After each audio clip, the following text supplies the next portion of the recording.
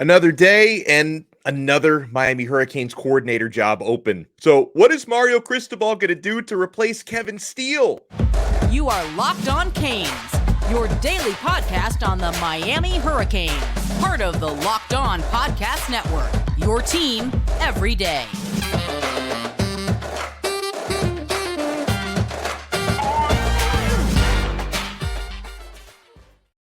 I am Alex Donno, your host. I'm a University of Miami alumnus, longtime South Florida sports radio vet, and contributor to allhurricanes.com. And thank you so much for making Locked On Canes your first listen. We're available free wherever you get your podcasts and available free on YouTube. This episode is brought to you by LinkedIn. With LinkedIn Jobs, you can hire qualified candidates more efficiently by matching open roles with people who have the skills, values, and experiences to help you achieve your 2023 goals. Post your job for free at linkedin.com/lockedoncollege. Terms and conditions apply. I don't know if Mario Cristobal has posted the offensive coordinator openings and defensive coordinator openings now on LinkedIn Jobs, but it wouldn't be a bad option for him. So, yeah, this escalated quickly. DC is now open as well. Kevin Steele, Miami's defensive coordinator last year, he has just left Miami to become the Alabama defensive coordinator. There's history there. Kevin Steele has worked for Nick Saban in that role in the past. He's very well traveled around the SEC. That's where most of Steele's experience lies. So for Nick Saban, this is very much a safe hire and a familiar hire. He knows this is someone he can work with and someone he's had success with in the past. So now, if you're keeping score at home, and I know anybody listening to this and watching this probably is, this means Miami has openings now on both sides of the football. A couple weeks ago, Josh Gaddis, the offensive coordinator, was fired. Now the defensive coordinator is making the jump to the Alabama Crimson Tide. I'm still, as far as my suspense and my anxiety goes for how this plays out, I'm still more concerned with what's going to happen on the offensive side of the football. To me, that's the much more difficult hire here. So on defense, I believe Miami has the perfect safety net of a hire already on the staff, and that's Charlie Strong. And yes, we've been getting tweets about Coach Strong and about the situation since last night when Steele bolted to Alabama. And I know that Strong is a bit polarizing. Some of you really like him. Some of you love him. Some of you don't like him at all, and you don't think he's the man for the job. And yes, I know that Charlie Strong, he has failed before as a head coach. But oftentimes, I like to separate the resumes of coaches to coordinators for guys who have done both jobs. He's been a grade A coordinator, Charlie Strong, and he was part of national championship winning staffs at Florida. Excellent recruiter, excellent teacher. I've had many conversations about Charlie Strong with Channing Crowder, for example, former Dolphins linebacker who played for Strong at Florida. That was his DC, and Strong was the primary reason why he chose to go to Florida because that was his primary recruiter. And yeah, Crowder, in the conversations I've had with him about Charlie Strong going back to last year, he cannot say enough nice things about the impact that Strong had on his life, both on the field and off the field. In fact, in the case of Charlie Strong, who's Miami's linebackers coach right now, will Miami decide to promote him from linebackers coach to defensive coordinator? It's being reported. I don't know how many people are reporting this, but my pal Gary Furman at Kane Sport did make mention that Nick Saban is also trying to take Charlie Strong off of Miami's staff as well. That it's not just Kevin Steele, who we already got, that he wanted, that he's also interested in plucking Charlie Strong. So perhaps maybe the only way to keep Strong on your staff would be to promote him to defensive coordinator, because I don't think he would leave Miami for a position coach job at Alabama if Miami were to make him the DC. But I don't know how strong those Alabama links are, but it is being reported. Okay. Now, if Mario Cristobal doesn't end up giving this defensive coordinator job to Charlie Strong, he definitely probably should, before he makes a decision here, because I don't know if the decision's already been made or if Mario's going to weigh some options there. There's going to be a lot of interviews taking place in Coral Gables with OC and DC both open. So Mario, he might decide to explore other options outside the program. I know for a fact that Mario Cristobal is a huge fan of Charlie Partridge, currently the D-line coach and assistant head coach at Pitt. I believe Cristobal has been interested in the very recent past of bringing Partridge onto Miami staff. Partridge recently got a promotion at Pitt, and I think more money that came along with that, but perhaps now defensive coordinator being open at Miami, which was not open before, and I don't believe that's what Miami was looking to give him. Maybe DC being open at Miami might make him think long and hard. I do believe that's somebody Mario Cristobal could be interested in because he's been interested in Charlie Partridge in the recent past. Another name to know is Jim Leonhard. He's a name that Mario Cristobal should definitely explore. You got to make that phone call at the very least. He earned an impeccable reputation, did Leonhard, as DC at Wisconsin for 7 years. He was the Badgers' interim coach after Paul Chryst was fired, and Jim Leonhard not currently working right now. So there would be no buyout to pay for, one of the best available coordinators who's just sitting at home doing nothing right now. So I believe names like that, Charlie Partridge and Jim Leonhard, I think those are names to know for as long as this job remains open. But let me emphasize this again. I'm not saying this is the only right way to approach the situation, but I would have zero problem whatsoever with promoting Charlie Strong to defensive coordinator. If that happened, I wouldn't lose a second of sleep over that. And let's also remember, if you move Strong up, that would also open an on-field position for someone like DeMarcus Van Dyke or Jason Taylor. Because I haven't forgotten that JT is on the staff as well. I think between DVD and JT, somebody, if not both, deserves the opportunity to move up from an analyst role to be on the field.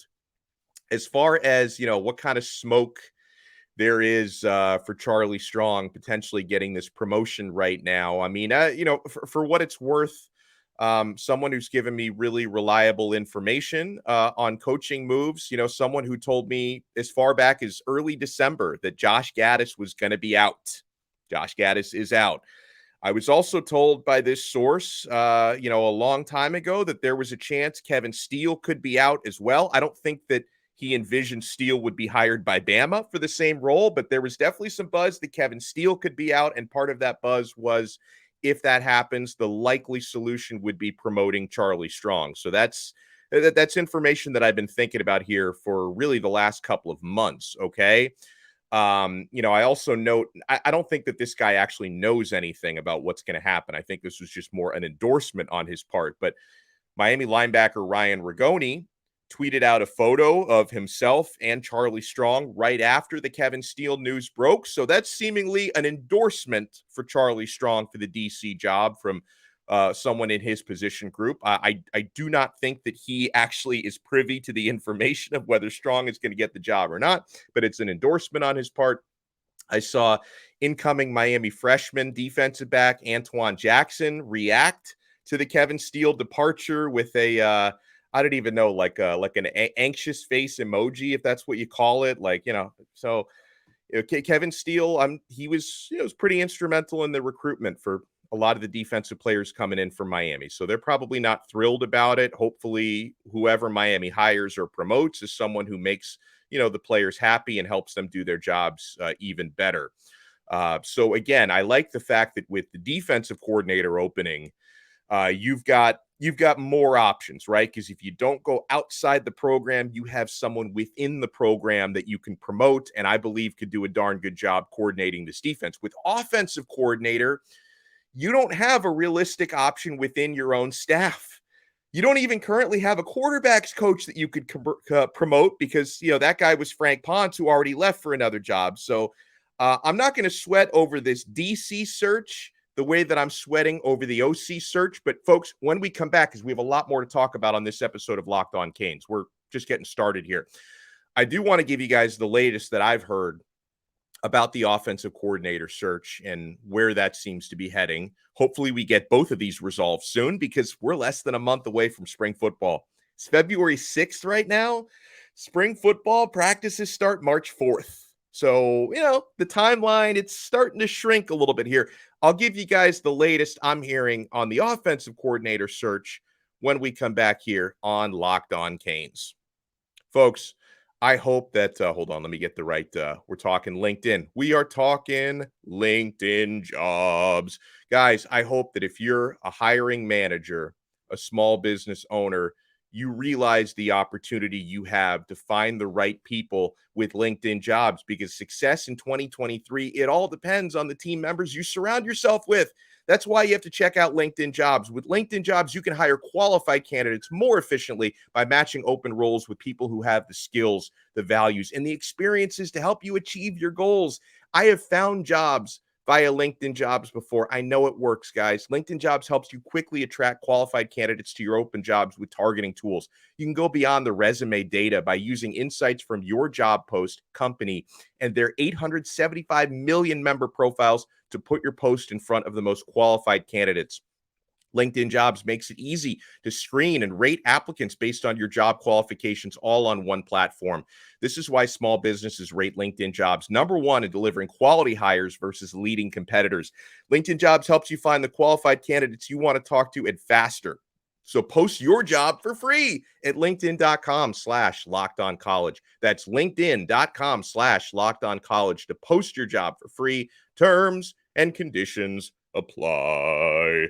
Thank you so much for making Locked On Canes your first listen today. Make sure you make Locked On College Basketball your second listen. We're going to talk a little bit about the Hoops team before this episode is done. But experts Isaac Shade and Andy Patton take you through the college basketball landscape in under 30 minutes, and they do the best job of it in the business. So make sure you make Locked On College Basketball your second listen. So we did an episode on Saturday over the weekend. If you haven't checked it out, I encourage you to check it out, because we talked about the guy who's now emerging as the hottest name for Miami Hurricanes offensive coordinator. Nothing's been signed. Nothing is done, at least not yet. But Jason Candle, the current head coach at Toledo, is a name to know. It was reported on Saturday morning by Frank Tucker at Miami Rivals that Jason Candle is emerging as the top candidate and has actually interviewed with Mario Cristobal. Credit to Rivals, and I hope it's true, because I like Candle. I've spoken to as many people as I possibly can about what's going on there with Jason Candle, and I was able to get this from an independent source, and hopefully this is correct. That supposedly, yes, Jason Candle, as was reported by Rivals, did in fact meet with Mario Cristobal and with Dan Radakovich as well. That was something that I was told, and fingers crossed that it's true, and fingers crossed that they're making progress here, because part of the original Rivals report about Candle was they may already be negotiating the contract. Now, you got to remember something, though. Candle, he got pretty far along in the process last year of perhaps taking this same job, offensive coordinator at Miami, but then ultimately decided to stay at Toledo. So he could be torn the same way he was torn last year, could be torn again this year. He could ultimately decide to keep his head coaching job at Toledo.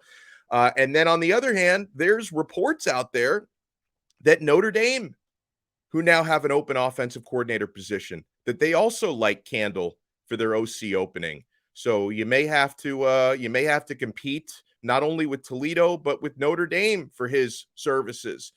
This was someone we know that Mario Cristobal really likes, tried to hire in this role last year. So in order to actually get Candle here this year, you'd probably have to make that offer a little bit better than it was last year in terms of salary offer, and maybe in terms of just like how much control and how much influence he actually has over his offense. So, the name that I've been zoning in on for the last couple of days, because there seems to be the most smoke behind Jason Candle, more smoke on Candle right now than Doug Nussmeier, who was brought up late in the week as someone who has spoken to Mario Cristobal about this job. So hopefully this Jason Candle thing ends up getting confirmed, signed, sealed, delivered in the near future. Going back to the defense real quick, because I do want to say a few words about Kevin Steele, who's on his way to Alabama, and I wish him the best. I really enjoyed covering Steele for this past season as Miami Hurricanes defensive coordinator. He always went out of his way to be really gracious with the media and really gracious with Miami Hurricanes fans, because I saw the way he interacted with fans as well. But, as far as being a media guy covering Kevin Steele, he always made himself accessible both on the record and off the record, because he would have these really long off the record chats with media guys like myself, where he would just talk about football and he would tell stories about all the places he's been to before. Like, I learned so much about football and about defense from this guy. He really is an encyclopedia of the game. And you can understand, why, because he's been around forever. He's in his 60s and he's worked with Nick Saban before. So you can understand why Saban's like, you know what? We've got the horses here, because we know Alabama always one of the most, if not the most talented teams in the country. Georgia probably the most talented right now, but Alabama always have the horses. We need a guy, Saban, thinking that I've had success with before. I know this guy can coordinate talent. So let's get him back here. And as far as Steele's defense, obviously Miami's defense last year was far from perfect. I think the offense was a way bigger problem. But I thought most of the issues on Miami's D last year had more to do with the talent and personnel than it did with the scheme. The only thing I guess I didn't love about Steele was he was rotating Leonard Taylor out way too much. I didn't think he gave LT enough playing time. But the offense also hung the defense out to dry so much. And then you think about, Miami didn't win a lot of games last year. We know that. But, you think about Miami's ACC wins last year, like the defense was the only reason they won the Virginia game, because the defense was making stops, didn't allow any touchdowns. The offense was just putrid. And then, Miami won that game against Georgia Tech, where they're not winning that game without Cam Kinchen's 3 interceptions. So the defense were the primary drivers in a lot of those wins. So something that I've been asked a lot here, because I did want to go through some of you guys' questions. And I don't know, I was asked this question by so many people. I don't want to just necessarily single out one Twitter account who asked me this. But, so here we are, February 6th, and Miami has 2 coordinator jobs open in February. Is this an indictment on Mario Cristobal? Yes and no. I think it is yes and it is not. Now, in the case of Josh Gaddis, yes, it's an indictment on Mario Cristobal, because Mario Cristobal, he hired the wrong offensive coordinator last year. That's on him. He has to wear that. He made the poor hire. So the OC job, it's open now, and he's trying to fix his mistake. I like to kind of withhold judgment until that mistake is fixed. Like when, and I'm not saying I loved what Manny Diaz did overall at Miami. Remember when Manny Diaz hired Dan Enos? Didn't work out. He left the job, was fired from the job within a year, and then Diaz went out and got a better guy in Rhett Lashley to run the offense. I gave him the benefit of the doubt, waited till that played out. I want to see how this played out. Mario Cristobal absolutely got the wrong guy in Josh Gaddis. Now let's see how he fixes it before I rush to judgment. In the case of Kevin Steele, when Nick Saban wants one of your coordinators, it's hard to keep that from happening. And since Steele is, he's in his 60s, I don't think Miami wanted to get into a bidding war to keep Steele around. I also, the way that some fans are covering Kevin Steele's exit, I find it a bit hypocritical, the way that some of you are crying about Kevin Steele leaving, because a lot of the same people that are crying about Steele leaving didn't like him in the first place as a defensive coordinator. So you don't get to complain about Kevin Steele being a bad coordinator, and then you also complain about him leaving as if you wanted him to stay in the first place, when a lot of you didn't. So, again, I've been telling you guys since December, I've heard rumblings that both coordinators could be on the way out. Now it's happened. Now both coordinators are on the way out. So if little old me knew that this scenario could be a possibility, that you'd be down 2 coordinators, of course, Mario Cristobal knew this as well. Like, he knew that this was a possibility. He knows more about it than me or you or anybody. So I've got to think that Mario Cristobal was ready for this situation, that he might have to replace both coordinators. And I can only hope that he's approaching the situation with the right blueprint to replace them properly. Last year, Mario didn't do a great job, certainly at offensive coordinator. We can argue about defensive coordinator. But if you zoom out, the vast majority of his assistant coaching hires at previous stops, Oregon, FIU, he's done good jobs hiring people. So hopefully he does that again. Let's see, got a couple of comments from you guys that I wanted to get to here. A YouTube commenter named Tab said this. He says, hey, I need you to drop a Donno ball for the OC and the DC.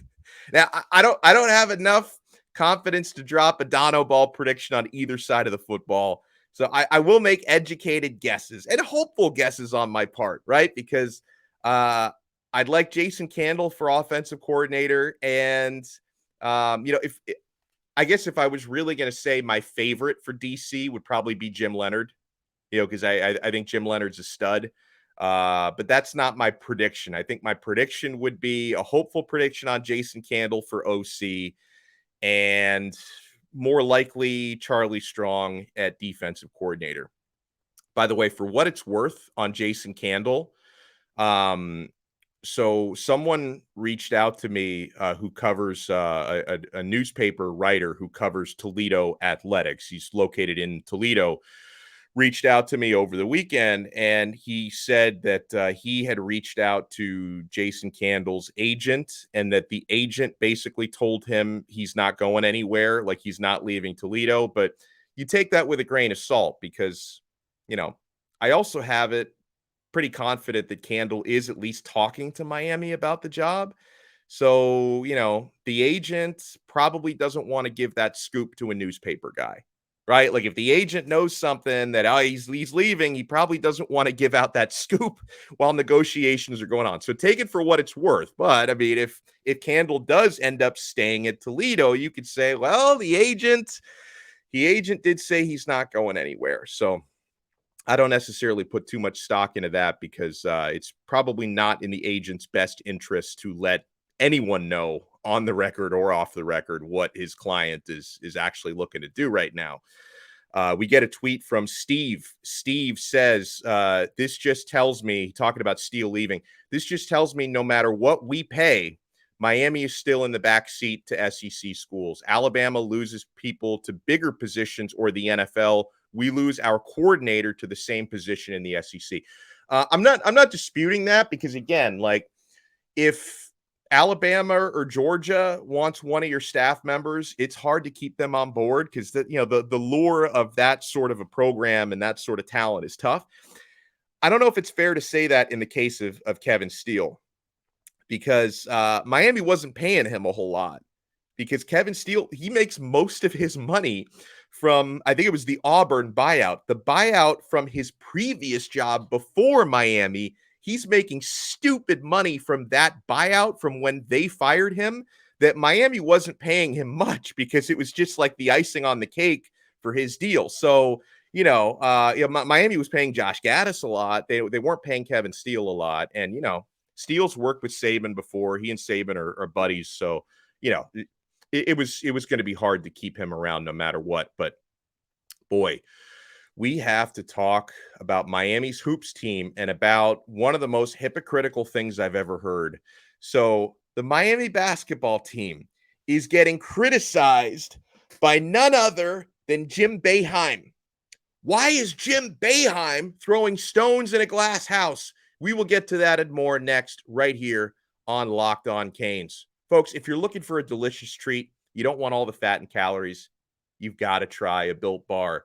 Yeah, we just got through the holidays. I've been trying to eat healthier this year. A lot of you have as well. And if you're like me, you don't want to compromise taste, but you want to eat healthy. I've got just the thing for you. You've got to try Built. With Built, healthy is actually tasty. Seriously, they're so delicious. You're not going to think that these things are good for you, and they're perfect for your New Year's resolution. What makes Built Bars so good? Well, for starters, they're covered in 100% real chocolate. That's right. Real chocolate. And they come in unbelievable flavors like churro, peanut butter brownie, coconut almond.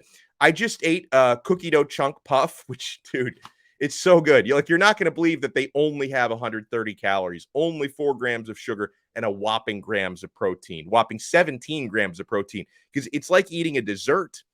And now you don't need to wait around to get a box. Like for years, we've been telling you on Locked On how to order your Built Bars at Built.com, and you can still do that with our promo code LOCKEDON15 for 15% off. But now you can also grab Built Bars at your local Walmart or Sam's Club. That's right. Head to your nearest Walmart or Sam's Club today and grab a 13-bar box of hit flavors like brownie batter and churro. You can thank me later because I love me some Built Bars. Thank you so much for making Locked On Canes your first listen today. Available free wherever you get your podcasts and available free on YouTube. So these quotes were written up by one of my colleagues at allhurricanes.com of Jim Boeheim. He was talking about the world of NIL, and Jim Boeheim singled out Miami. It was kind of the same way Nick Saban singled out Texas A&M last year. This is what Boeheim said about Miami. Miami bought a team, he said. It's like, really? This is where we are? That's really where we are, and it's only going to get worse, Boeheim says. He also bashed Wake Forest and Pittsburgh, but then he kind of walked those back and then emphasized he was mainly intended to complain about Miami. So Boeheim, crying Boeheim, I'm calling him now. Crying Boeheim is complaining about Miami. And first of all, Miami has more homegrown talents that Boeheim gives them credit for, because like he acts like the entire roster are NIL transfers. Isaiah Wong, Wooga Poplar, Bensley Joseph, Harlan Beverly, these guys are homegrown talents. And guess what? Everything Miami is doing, building a team, if they go out there and get some transfers, they're doing it within the rules. They're doing it within the freaking rules. You know who hasn't done everything within the rules? Jim Boeheim. This guy's throwing stones in a glass house, guys. Jim Boeheim is one to talk here. This is the same Boeheim, crying Boeheim, who had to vacate all of his wins between 2004 and 2007 and 2010 to 2012 due to multiple scandals happening under his watch at Syracuse. They vacated 108 wins. That's the most in NCAA history. It was determined in those investigations that Jim Boeheim failed to promote an atmosphere of compliance. So instead of complaining about Miami building their basketball team, which they're doing within the rules, maybe crying Boeheim should keep his freaking mouth shut and be thankful he still has a job after overseeing a basketball program that committed academic misconduct, gave out extra benefits, failed to follow drug testing policy, and failed to crack down on impermissible booster activity. That sounds a lot worse than anything he's accusing Miami of. So shut up, Boeheim. Oh, and by the way, big win for Miami basketball over Clemson on Saturday. So Clemson had a 15-game home winning streak. Miami snapped that in a battle of top 25s. Miami wins 78-74. Nigel Pack, oh, sorry, Jim, that's one of those players that Miami bought, huh? Nigel Pack had 20 points in that win. Wooga Poplar had a nice game. That's a homegrown guy with 14 points and 5 boards. So, I can see why Boeheim's complaining, because Miami keeps doing well. He must be unhappy about their success. So, guys, again, I can't thank you enough for taking time out of your day to listen to Locked On Canes and watch Locked On Canes. Do us a solid. If you're a YouTube viewer, smash that like button, hit that thumbs up button, and make sure you subscribe to our channel. If you're an audio podcast listener and you can get us on Apple Podcasts, Spotify, Odyssey, wherever you get your pods, make sure you subscribe so you get the new episodes every day. We're on every day. Sometimes I take a Sunday off. I apologize for taking Sunday off yesterday. Usually we're on 6 days, if not 7 days per week. So make sure you subscribe. And if you are an audio listener, if you could do us a favor and leave us a 5-star review. Now, we like to shout out the 5-star reviews once or twice a week, so we're going to do that later this week. Leave us a 5-star review on Apple Podcasts, Spotify, Odyssey, and we'll give you guys shout-outs when those come in. So thank you so much. We will talk to you again tomorrow or whenever a new coordinator gets hired right here on another episode of Locked On Canes, part of the awesome Locked On Podcast Network, your team every day.